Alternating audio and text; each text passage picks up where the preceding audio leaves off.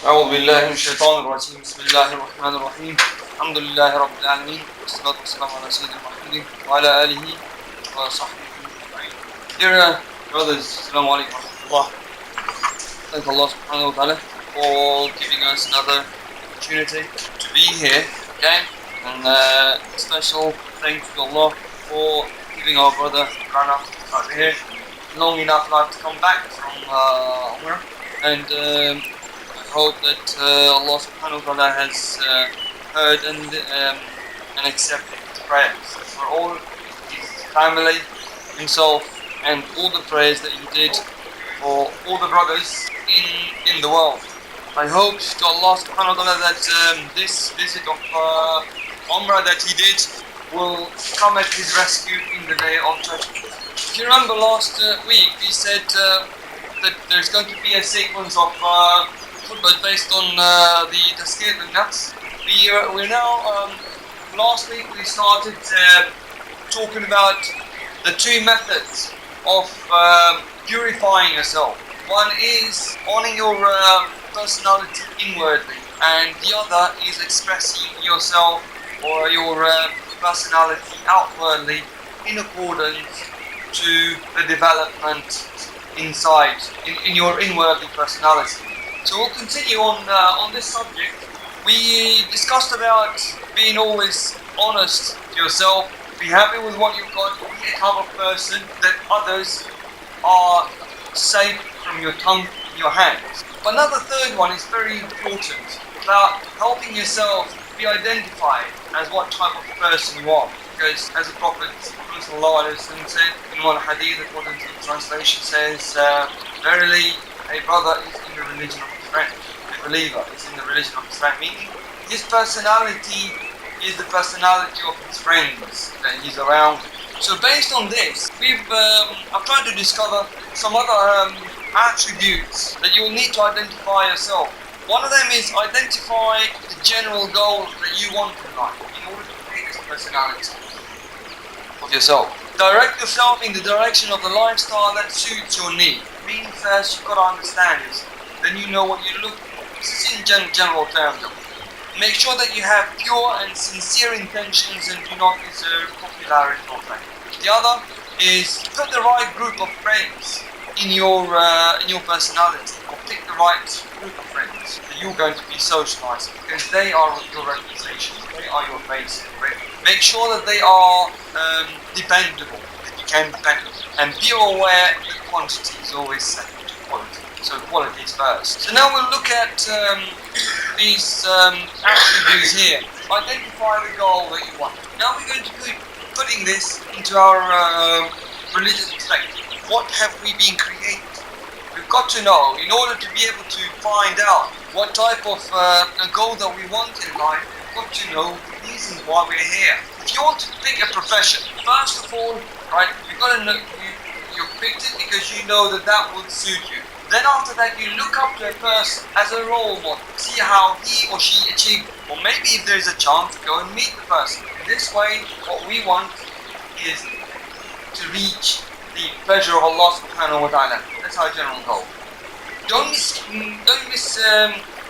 mistake this and say, I want Jannah. That's not your goal. Jannah is not your goal. Jannah is the reward for reaching the goal, which is pleasing Allah subhanahu wa ta'ala. Because He did not create us for heaven. He created us for Himself, that we worship and we obey Him. After obeying Him, as the Prophet Muhammad said, in the day of judgment, after the day of judgment, nobody will be able to enter heaven unless it is with the pleasing of, or with the pleasure of Allah subhanahu wa ta'ala, or with the mercy of Allah. So then they asked him, what, even you? He said, no. So what our first goal now diverts towards what? Making Allah subhanahu wa ta'ala as our creator.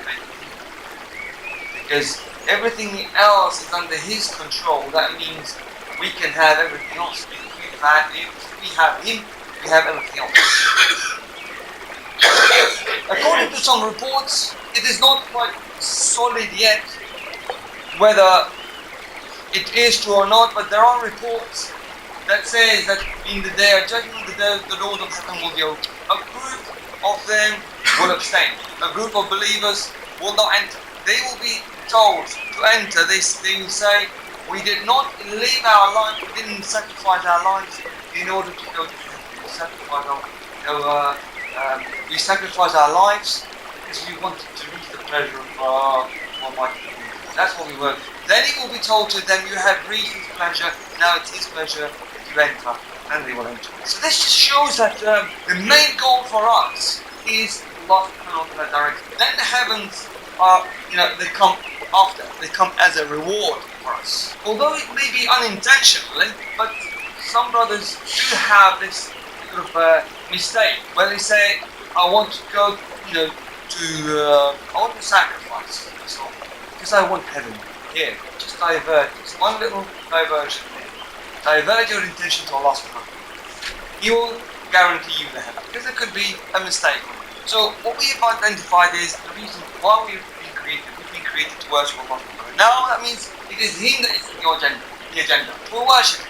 What is the role model for this? It is the prophets. We add an S in the end. Prophets in the order. But we've got to identify now what are the qualities of a role model for the whole life. Because remember, messengers of God are role model for life, not just only for one particular thing. What are the criteria that have got to be fulfilled in order to follow that as a role model?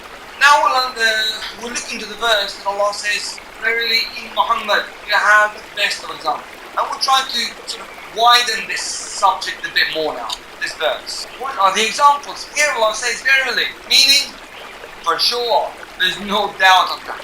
In Muhammad you have got the best of examples. Example what? Or to reach the goal for which you've been created. That means from start to finish, not just in one particular act, but the moment you breathe in the first time until the moment you breathe out the last time. He's your role model. But now, should we take this blindly, just like that? Why did Allah SWT give us the brain to think and analyze and understand? If we just have to follow blindly. No, now we have to understand, because as human beings, we know we have to do it, but we have to also be able to defend the reasons why we do it. To justify the reasons why we actually do it. And why do we follow blindly? Blindly following does not mean that we'll just follow it is said and we will follow it. It means we will follow it letter by letter. It doesn't mean that we will follow it without knowing it. It means follow it precisely, without adding or taking out. First of all, the criteria.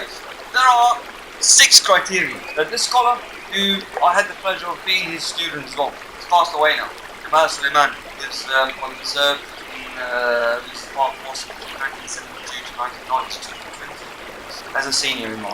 And it's been for decades around the world as well. He died at the age of 85. God bless his soul. Here I have a collection of his khutbas between 1972 to 1992. So I've just picked a few points that he identified as criteria that a person has to have in him in order to have him as a role model for life. First, he says it should meet certain requirements, conditions, or standards or criteria.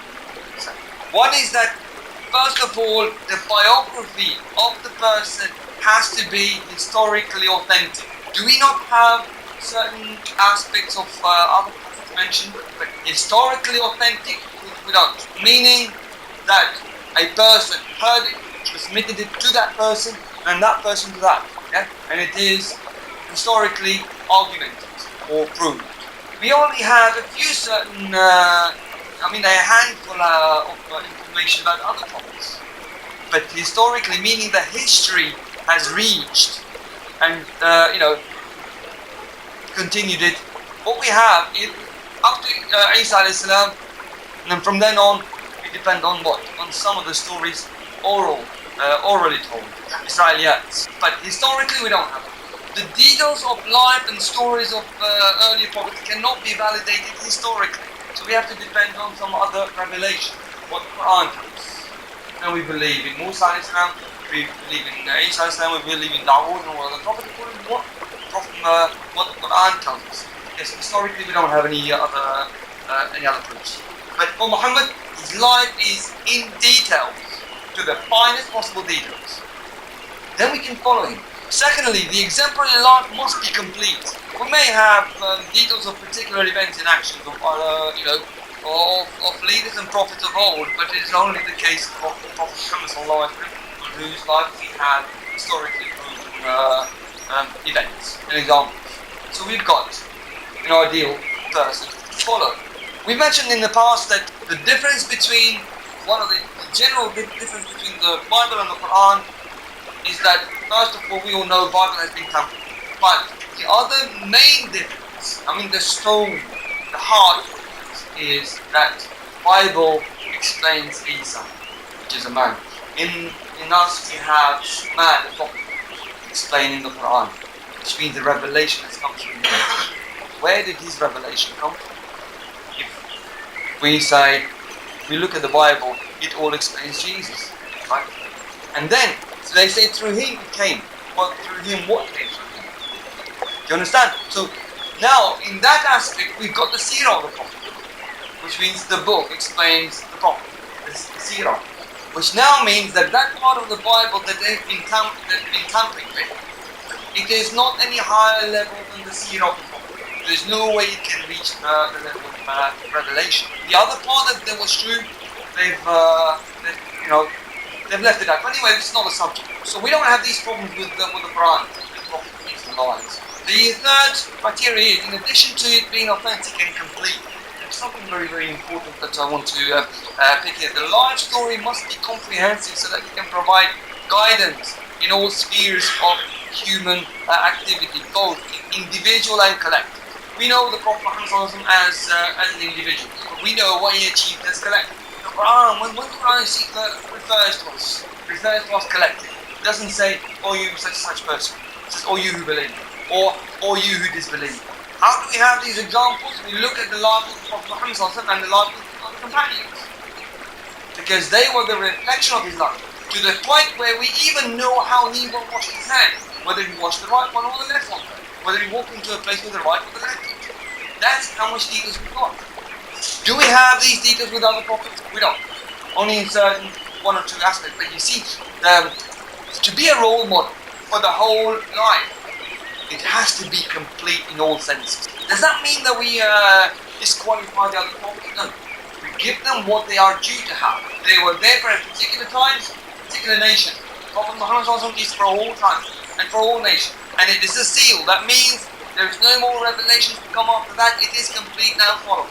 Fourthly, the philosophy of his life must be practical. It is easy to put forward abstract notions, but those abstract notions have got a short life. Someone can invent a notion which can be practical, but does not mean that we have to now, just because he's got this notion right, we can take the whole of his life. Because there are so many mistakes in his life that we cannot practice that. But the notion of the Prophet Muhammad was the whole of his life. So it's important that when we follow the Prophet, we know why we follow him. And we can justify our following and our devotion. I might have said this in the past as well. I think some people, when they ask the Prophet Muhammad what is Islam, he would tell them in a very precise and concise way. Would not go philosophizing, would not go about trying to prove them right, would not go about trying to prove that his way is right and theirs is wrong, or corner the person, or shame the person. He would tell them the quality of Islam, without picking on their wrongdoings. Then what they would say, give us some time, let us, which means they thought about it. When they accepted it, they have accepted it after thinking about it. They look for the criteria, they look for the standards. Have they been fulfilled? They have. Therefore they accept it. So those notions that other people write, we can take them. As the Prophet said, wherever you find knowledge, take it. It's like in gold. Wherever you find it, take it, make use of it. Or knowledge is like the rain in the Sahara, in the desert. The moment that comes to you, use it, make use of it, because you never know when it will come next, when it will become available again. In a way, metaphorically, we are in that sort of Sahara. Life without a religion is like Sahara. There is no other thing else. The heat of the Sahara, it is like the heat of this life. Meaning that the afflictions that can be thrown onto you, tests that can be thrown onto you, if you don't have the antivirus also within you to help you survive and fight those viruses, you will fall victim to. That is why we find the Prophet as the way. Well, was he not an orphan? How did he cope as an orphan? Did he have sons? He did. they passed away. How did he cope now that his sons passed away? He had daughters. How did he deal with their husbands? See, how did he act as a father-in-law? How did he act as a commander? He was a commander. But was he also a forgiver? Yes, he was. He even forgave some who were hypocrites as well. So it just shows that he's an example on all levels. When we find a person who is historically, whose actions have been historically authentic about every single thing that he did, even what he ate, how he ate, with the right or with the left hand. When he sat, how did he sit? Even when he went to the toilet, how did he go to the toilet? See, that sort of details we cannot find anybody else. Then the fifth is in a person. If for a person to be accepted as a leader and a role model for all of humanity, his life must be devoted to well-being of the entire humanity. In order for us as human beings to have a role model that helps us live in life, one person, that is a person who qualifies, who has this criteria, who has these standards about how to live in all ages, in all places, in all circumstances, and in all corners of the earth. Why is it that now there are people in China, originally Chinese, who take the Prophet as their own leader? They lived in China. Well, the Prophet lived in Mecca. How is it applicable? Well, it is applicable because wherever you live, the standard, he fulfill those standards. He has those qualities. So, where else do we look at? How else can we understand the Qur'an when the verse says that in the Prophet you have the best of examples about how to live? Do we have the right to question these things? Or when we do question them, that shows that we are lacking in knowledge in that aspect. So if we realize that you're lacking in knowledge, what is your first temptation? Temptation is to go and get that. So why do we question? The fact that we're questioning, that means we're lacking knowledge in that. So why don't we, instead of questioning this, putting into a balance, into a sort of question, is it true or is it not true? Go out there and find out. See what people say.